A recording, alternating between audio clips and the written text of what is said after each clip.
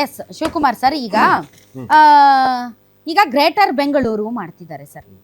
ಆದರೆ ಭಾಳ ಜನ ಈಗ ಎಲ್ಲರೂ ಟ್ವೀಟ್ ಮಾಡ್ತಾ ಇರೋದು ಈಗ ಗೊತ್ತಲ್ಲ ಸರ್, IT BT ಹಬ್ಬು ಎಲ್ಲ ದೊಡ್ಡವ್ರು ಎಲ್ಲ ಈಗ ಮಾತಾಡೋದು ಕಡಿಮೆ, ಎಲ್ಲ ಹಿಂಗೆ ಟೈಪ್ ಮಾಡಿ ಎಲ್ಲ ವ್ಯಕ್ತಪಡಿಸೋರು.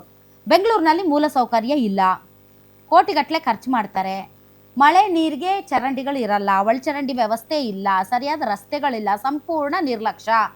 ಗ್ರೇಟರ್ ಬೆಂಗಳೂರು ಮಾಡಿ ರಿಯಲ್ ಎಸ್ಟೇಟ್ ಅನ್ನ ಹೆಚ್ಚು ಮಾಡೋದಕ್ಕೆ, ಇನ್ನೂ ಅದರ ಮೌಲ್ಯವನ್ನು ಹೆಚ್ಚು ಮಾಡೋದಕ್ಕೆ ನೋಡ್ತಾ ಇದ್ದಾರೆ ಹೊರತು ಅದಕ್ಕೆ ತಕ್ಕ ಹಾಗೆ ಮೂಲಭೂತ ಸೌಕರ್ಯಗಳನ್ನು ಒದಗಿಸುವಲ್ಲಿ ವಿಫಲರಾಗ್ತಾ ಇದ್ದಾರೆ.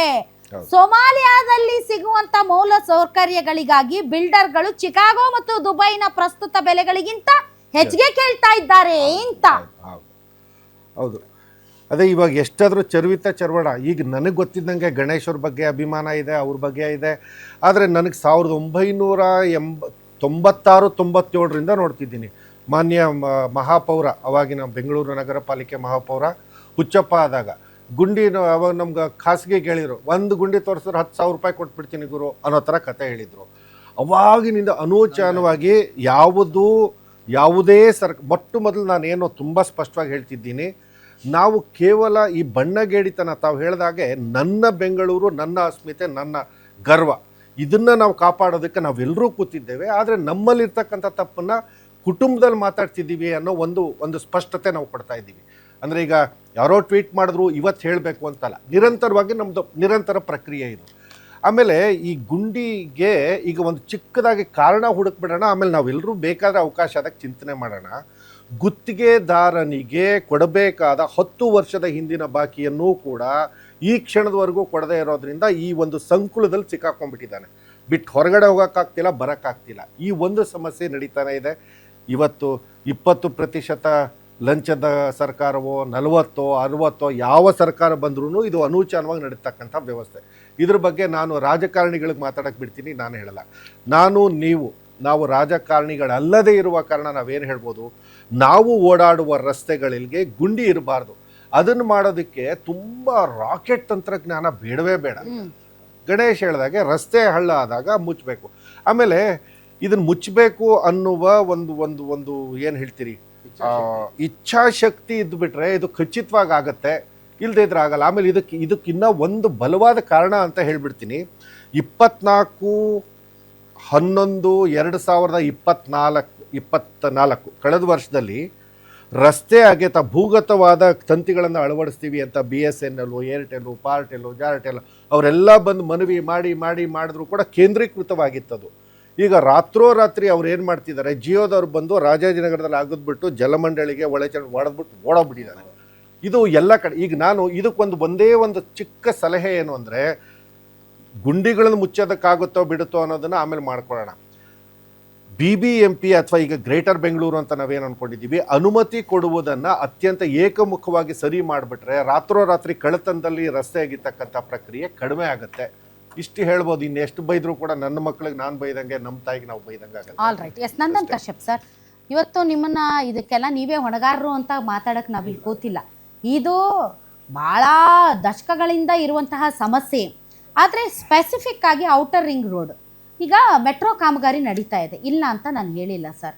ಈ ಮೆಟ್ರೋ ಕಾಮಗಾರಿ 1 ವರ್ಷ, 2 ವರ್ಷ, 3 ವರ್ಷ, 4 ವರ್ಷ, 5 ವರ್ಷ, 6 ವರ್ಷ, ವರ್ಷಾನುಗಟ್ಲೆ ಮೆಟ್ರೋ ಕಾಮಗಾರಿ ನಡೀತಿದೆ. ರೋಡ್ ಹಾಕೋಕ್ಕಾಗಲ್ಲ ಅಂದರೆ ಎಷ್ಟು ಬೇಸತ್ತು ಹೋಗ್ತಾನೆ ಸರ್. ಎಷ್ಟು ಪ್ರಯಾಣ ಮಾಡುವವರು ಪ್ರತಿದಿನ ಎಷ್ಟು ಬೇಸತ್ತು ಹೋಗ್ಬೋದು ಸರ್. ಒಂದು ಟೈಮ್ ಲಿಮಿಟ್ ಇರಲ್ಲ.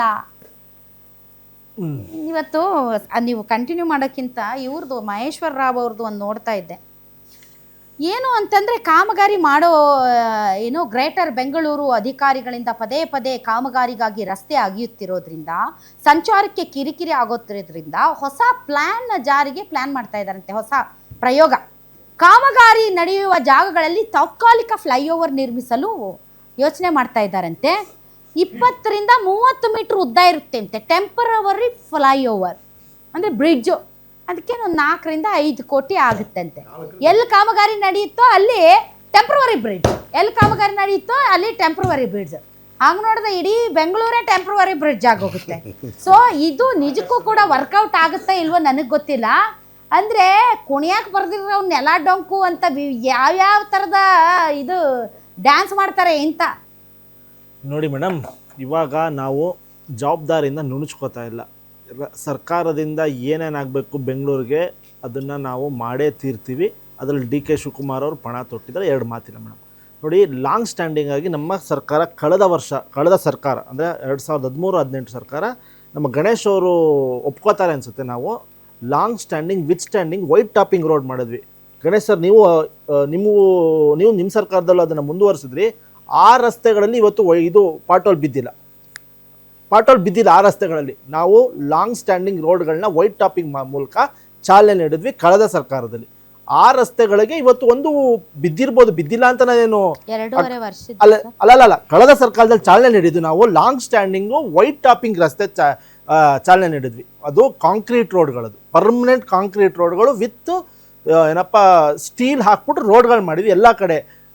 ಏಟ್ರಿಯಲ್ ರೋಡು, ಸಬ್ ಏಟ್ರಿಯಲ್ ರೋಡ್ಗಳೆಲ್ಲ ಬೆಂಗಳೂರಲ್ಲಿ ಮಾಡಿದ್ದೀವಿ. ಔಟರ್ ರಿಂಗ್ ರೋಡಲ್ಲಿ ಸ್ವಲ್ಪ ನಡೆದಿದೆ.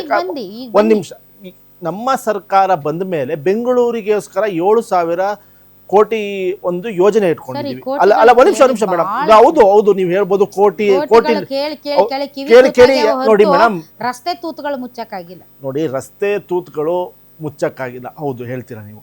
ನಮಗೆ ಈ ವರ್ಷ ಮುಂಗಾರು ಬೇಗನೆ ಬಂದಿದೆ. ಬೆಂಗಳೂರಿಗೆ 80% ಎಕ್ಸ್ಟ್ರಾ ಬಂದಿದೆ ಮೇಡಮ್, 80% ಎಕ್ಸ್ಟ್ರಾ ಬಂದಿದೆ ಮುಂಗಾರು. ಹಾಗಾಗಿ ಎಲ್ಲ ಕಡೆನೂ ರಸ್ತೆಗಳು ಹಾಳಾಗೋಗಿದೆ. ಜವಾಬ್ದಾರಿಯಿಂದ ನಾವು ನುಂಚ್ಕೊಳ್ತಾ ಇಲ್ಲ, ಸರ್ಕಾರನೂ ನುಂಚ್ಕೊಳ್ತಾ ಇಲ್ಲ.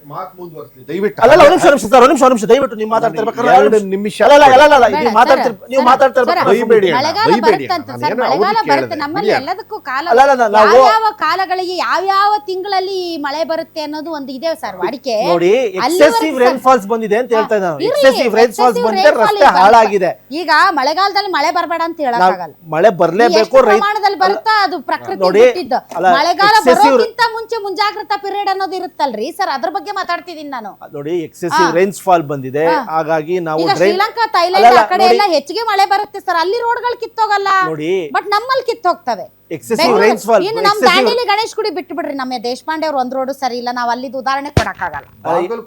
ಅಲ್ಲಿ ತರ ಮಳೆ ಬಂದ್ರೆ ಮುಗ್ದ ಹೋಯ್ತು ಕತೆ. ಎಕ್ಸೆಸಿವ್ ರೈನ್ಫಾಲ್ ಬಂದಿತ್ತು. ಮತ್ತೆ ನಾವು ಎಲ್ಲೆಲ್ಲಿ ಏನೇನ್ ಕಾಮಗಾರಿ, ರೈನ್ಫಾಲ್ ಅಲ್ಲ ಒಂದ್ ನಿಮಿಷ ಹೇಳ್ತಿರೋದು, ಮಳೆಗಾಲಕ್ಕಿಂತ ಮುಂಚೆನೆ ಎಲ್ಲ ಏನೇನ್ ಕ್ರಮಗಳು ತಗೋಬೇಕು ಜಿಬಿಎ ವತಿಯಿಂದ ತಗೊಂಡಿದ್ದಾರೆ.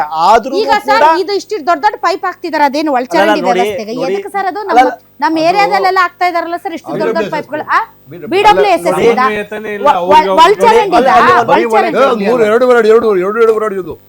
ಅವಶ್ಯಕತೆ ಇರಲಿಲ್ಲ. ಈಗ ಮಳೆಗಾಲ ಸ್ಟಾರ್ಟ್ ಆದ್ಮೇಲೆ ನೋಡಿ